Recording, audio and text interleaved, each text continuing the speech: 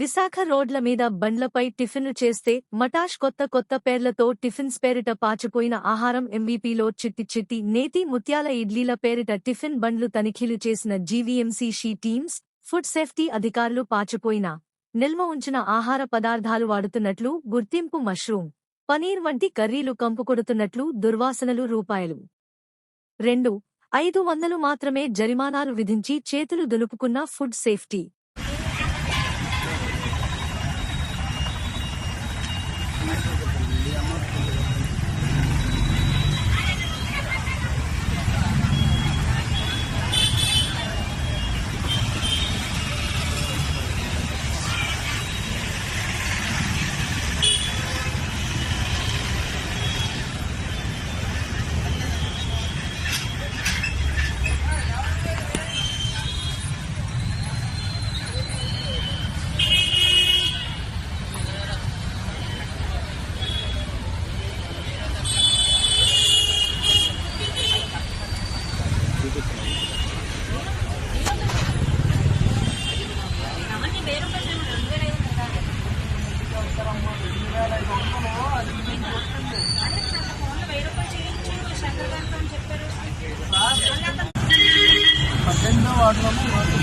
Ride చేసాం ఏసరాజ circle ఒంటిబొమ్మ దగ్గర.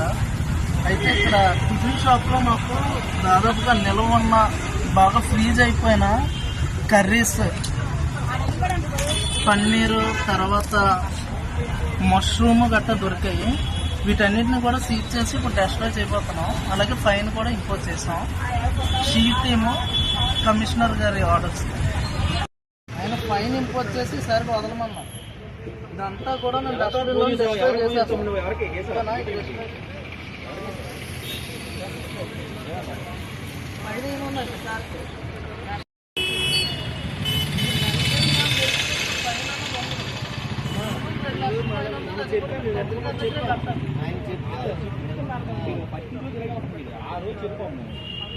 పొద్దున్న మీరు ఆయన గారికి వాడు మీరు